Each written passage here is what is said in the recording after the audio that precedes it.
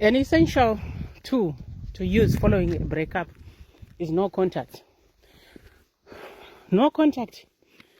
Others consider it as a tool to get your ex back. But the point of no contact is to allow you to heal, to process your emotions, to understand what happened, to nurture yourself, and to learn tools to do relationship and move forward outside the environment in which you were hurt or you got ill.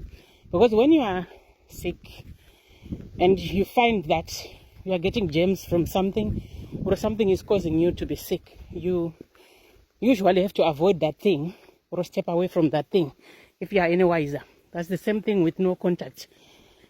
You want to eliminate contact with your ex so that you can get clarity and reflect on what went wrong and what changes to make without the interference or the presence of your ex. If you are in contact with your ex, you will struggle to get clarity and also to move on. Sometimes people, to soothe themselves and to avoid the distress of the separation, they would try to stay around their ex or stay in contact. But what you are doing is you are just prolonging the agony. And if someone says they no longer want to be with you, or you have decided you don't want to be with them, stay away from them.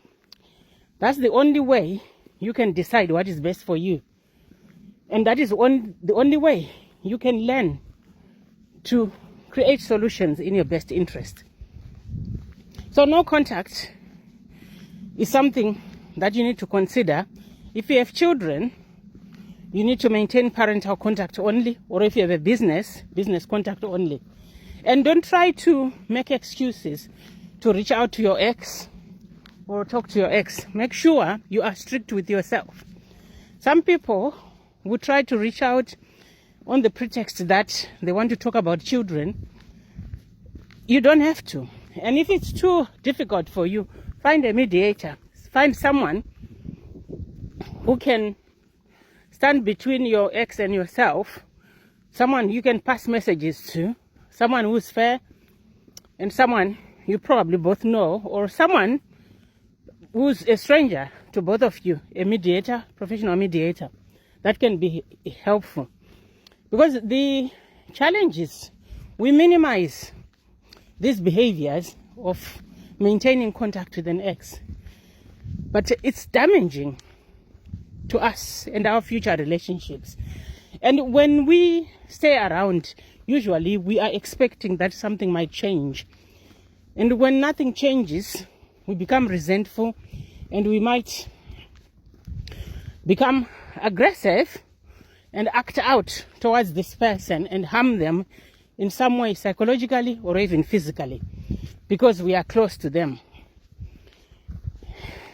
And staying around also reduces or interferes with our progress to move forward in life, to heal and look into other areas where we can live a quality life, where we can enjoy life, where we can spend time with other people. And sometimes we feel like we are owed by the ex because they start spending time with someone else, and then we interfere with their relationships, or we feel like because we are in contact, we need to stop reaching out to other people or to maintain any contact with other people.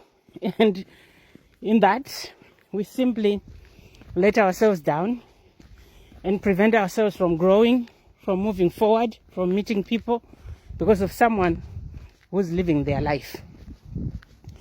So discipline is important. This is why you need a self-care habit. This is why you need self-regulation tools. This is why you need community. And this is why you need to help other people. You want to find focus somewhere else, and you want to process your emotions and your why you do certain things, and you want to create solutions to do things differently so that you can improve the quality of your life, so that you can do things differently.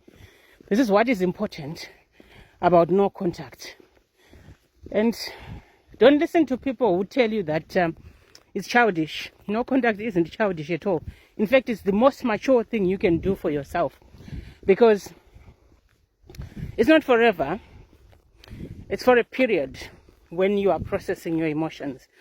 And what happens sometimes is, during the period of no contact, your ex might come back. You need boundaries about whether you want to maintain the no contact, or you have a plan about what to discuss, which is a topic for another day. That is also important when you break up with someone, because they might come back. A lot of people do come back, but they don't stay. Also because of rushing back, because you haven't processed your emotions, because you haven't done things properly, you haven't followed the steps that I'm going to share with you. So that's it for today. No contact.